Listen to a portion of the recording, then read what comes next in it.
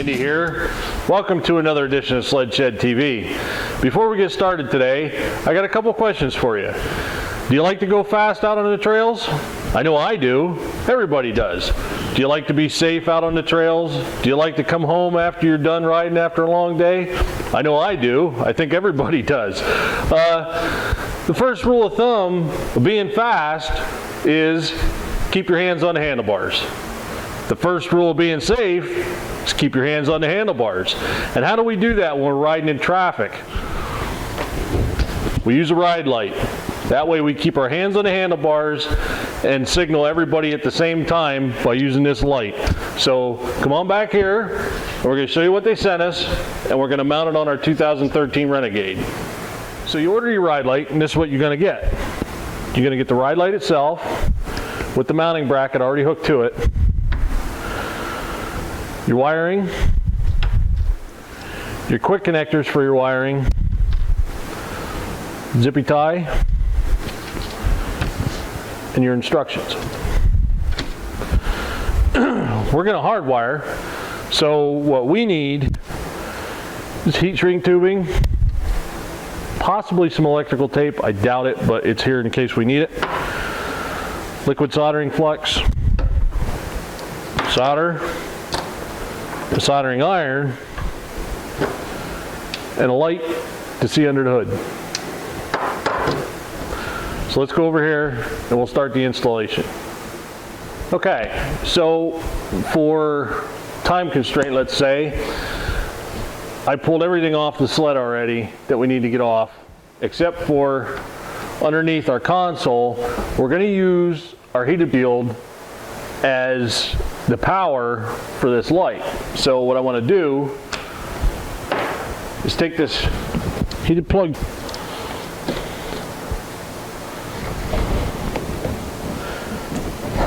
and unhook it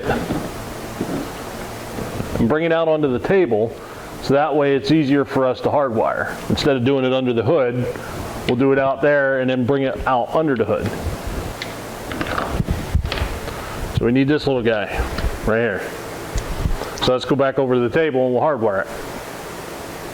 So we have our heated plug clipped on either end, and we got the wires stripped and we're ready there.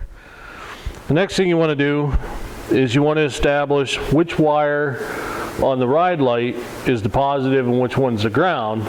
And they make that simple for you by, they put a little red tab on the one wire, which means that's the hot wire. So now that we know that, we want to take the hot wire and put it with the hot side of the heated plug. Twist them together. We're going to take the negative side and put it on the negative side of the heated plugs and twist them together.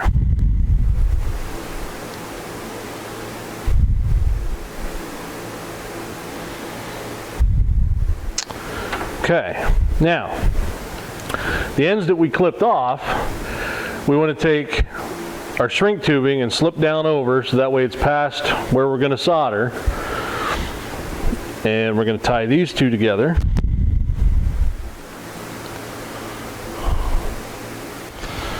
We're going to hit them with a little liquid flux. Put some solder on our iron.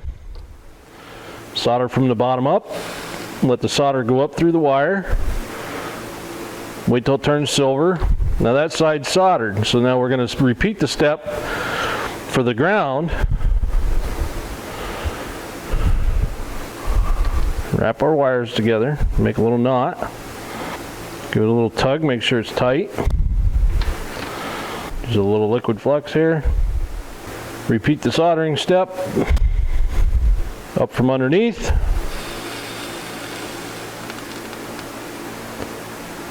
Once all the wiring turns silver, you got a good hook. Now we take our heat shrink tubing, slip it down over our wiring.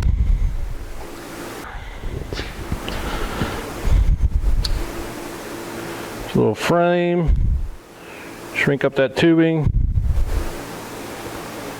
That side's good to go. Do it to the positive side.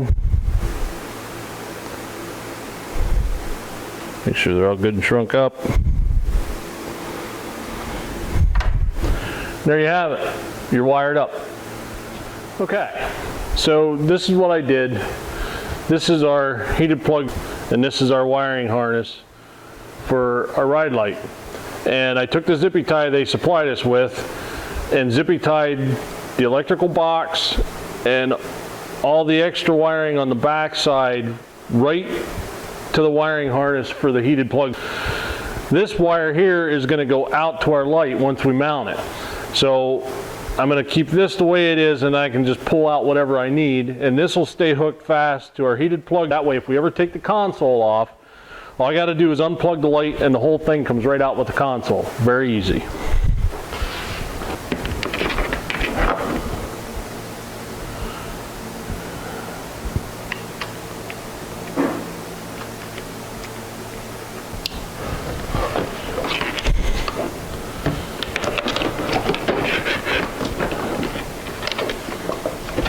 Open the door so that way we can see what's going on here.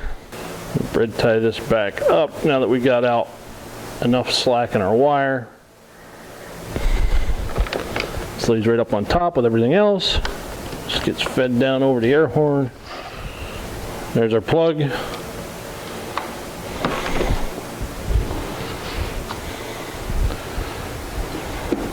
Now the whole console and the hood and everything, we'll put that back on and then we'll mount our light.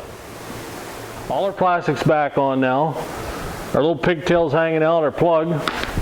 And the light comes with this flexible rubber mount. Now they do offer a different mount, which we have on the other sled. We're gonna put this mount on. You wanna make sure the surface is clean. We clean this surface off with a little denatured alcohol. You wanna peel that off. Stick it right where you want it. I think we're going to put it right there. Just like that. And plug it in. And you're ready to go. So we'll start it up. We'll put the camera out front of the sled and let you see it. So we're all set up. We're ready to go. Let's start it up and you can see it.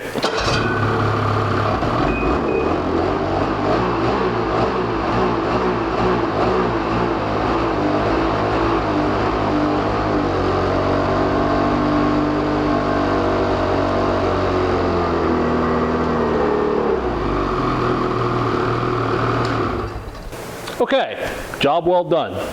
We've had the ride light for about 4 years now, and I won't ride without it anymore. Just for the fact that you can keep your hands on the handlebars, especially when you get into whoops and stuff like that, and there's somebody going by. This past weekend when we went up to Snowdio, it started getting pretty rough, and there was a couple guys went by us, and I seen one guy who's like real quick. I mean, you don't want to go over into somebody else's lane because you're trying to tell them how many's with you, or, you know, you're the only guy. When all you got to do is use this light and keep your hands on the handlebars. It's common sense and it's safe. So if you want to check out the ride light, just go to www.theridelite.com and see what for system would work best on your sled. So for that, I'm Indy, and if we don't see you before, we'll see you on the trail.